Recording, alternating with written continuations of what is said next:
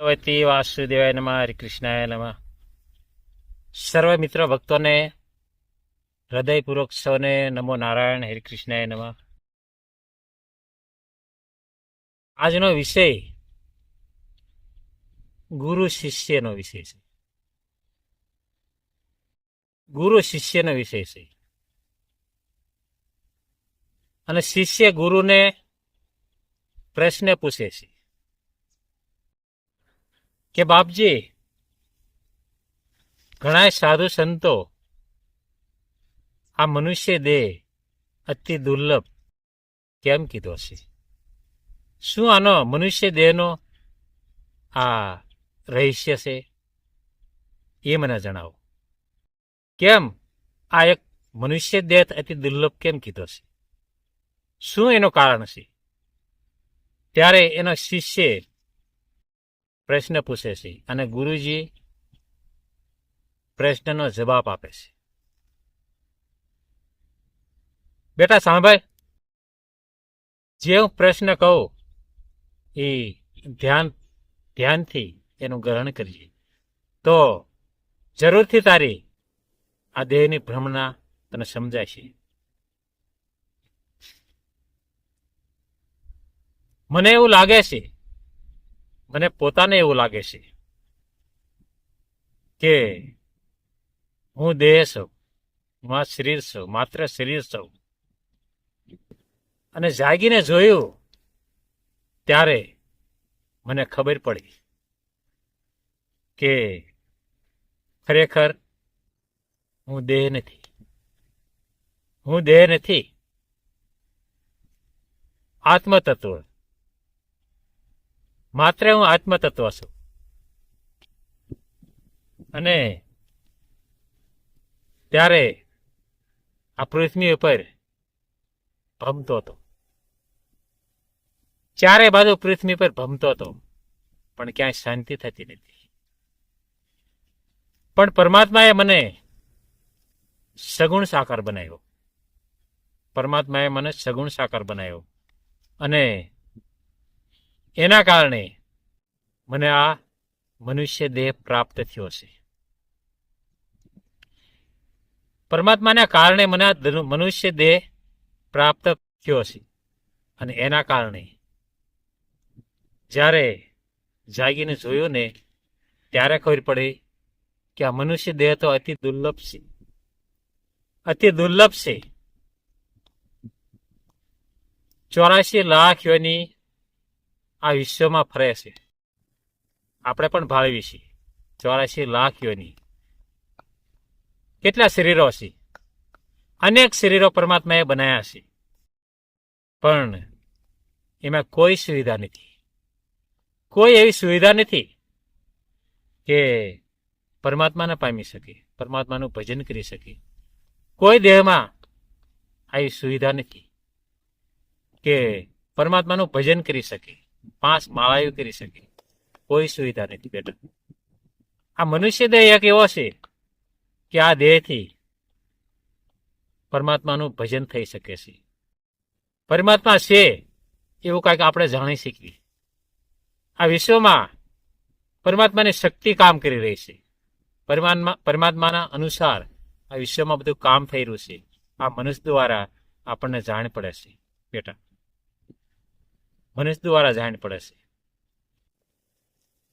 અને ક્યારે આ શરીર છોડીને આપણે પોતાને અહીંથી ચાલતું થઈ જવું પડશે, એની કોઈ તારીખ નથી બેટા. એની કોઈ તારીખ નથી. ક્યારે આ દેહ આપણે છોડવાનો છે એની કોઈ તારીખ નથી. દેહ છોડતા પહેલા જાણી લ્યો આ મનુષ્ય દેહનો ભ્રમ. સમજી લ્યો કે આ મોંઘો મનુષ્ય દેહ ફરી ફરીને નથી મળવાનો. ક્યારે મળે એની તારીખ નથી. ક્યારે આપણને પરમાત્મા મનુષ્ય બનાવે એની પણ તારીખ નથી. અને એક આ મોંઘો મનુષ્ય દેહ એક કચરાની માફક વેફળી ન નખાય બેટા. વેફળી ન દેખાય, વેફળી ન નખાય. આના કાંઈક મૂલ્ય સમજો. તારે શિષ્ય એક બીજો પ્રશ્ન કરે છે કે બાપુ આના મૂલ્ય સમજે કોણ? કોના મૂલ્ય સમજે?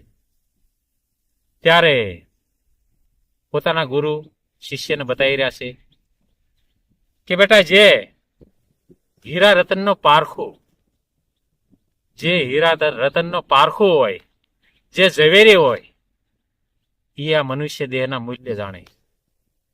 એ જ આ મનુષ્ય દેહના મૂલ્ય જાણે અને એ જ ખરી કિંમત કરે આ મનુષ્ય દેહની. મનુષ્ય દેહ એક અતિ દુર્લભ છે. સમજણ, બુદ્ધિ, વિચાર આ બધું પરમાત્માએ મનુષ્યને આપેલું છે. આ તો કોઈક ઝવેરી હોય એ જ જાણે, બાકી આ મનુષ્ય દેહનો ભ્રમ કોઈ જાણે નહીં. કોઈ જાણે નહીં બેટા.